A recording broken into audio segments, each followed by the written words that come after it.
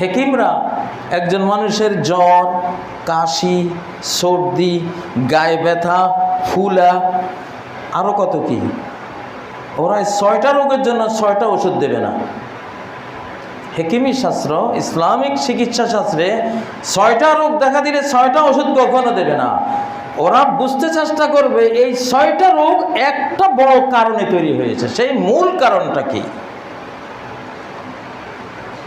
ওরা রুটে ঢুকে একটা ওষুধ দেবে, একটা ওষুধে আপনি সেরে যাবেন।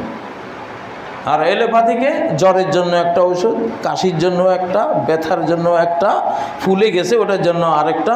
ওরা মূল কারণের কোনো চিকিৎসা ওরা দেবে না, কারণ ওদের ব্যবসা নষ্ট হয়ে যাবে। অনেক ডক্টর আমার উপরে খেপে যাবেন।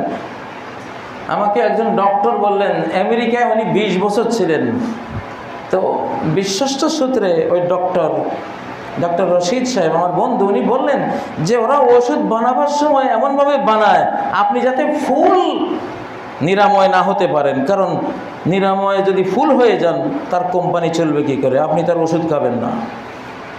এজন্য কোম্পানিও বাঁচুক, আপনিও কোনো মতে রোগ ব্যাধি, ডায়াবেটিস সারা জীবন, হাই প্রেশার সারা জীবন, ওষুধ খেতে হবে।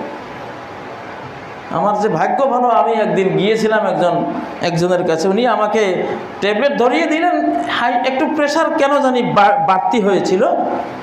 উনি বলেন, হুজুর এখন থেকে সারা জীবন। ওষুধটা নিয়ে বাড়ি গিয়ে আমি ওনাকে ভেতরে একটু অশ্রদ্ধা করলাম আর বললাম, ইনশাল্লাহ ঠিক আছে, দেখবো তোমার ওষুধ সারা জীবন খাওয়া লাগে কিনা। 2-3টে ট্যাবলেট খেয়ে ফেলে দিয়ে একটা নারিকেল তেল খেলাম, একবারে নিজেদের তৈরি, যে এই নারিকেল গাছ, এই নারিকেল তেল হরমোনগত ভারসাম্য তৈরি করে গোটা দেহকে এত সুন্দর পরিচালনা করে, দেহের মধ্যে এই জাতীয় সমস্যা তৈরি হয় না। আমি ওর পর থেকে আমি একটা ট্যাবলেটও খাইনি। আমার যেই হাই প্রেশার যখন মাপি 120/80, আলহামদুলিল্লাহ। কিন্তু ওনার কথা বললে আমাকে ট্যাবলেট ধরিয়ে দিয়েছিলেন, কোম্পানি বাঁচাবার ট্যাবলেট। এটা আমি কোনো ডক্টরি শাস্ত্রের দুর্নাম করছি না।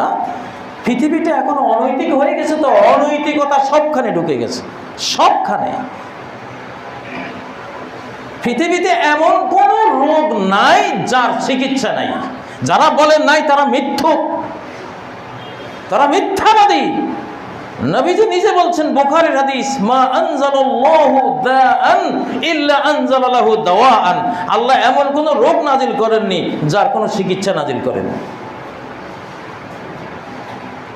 ফাইজা আসাবাদ দাওয়াউ দাআ বারাআ বিইজনিল্লাহ। ওষুধ যদি ঠিকমতো রোগের উপরে পড়ে আল্লাহর হুকুমে ভালো হয়ে যাবে।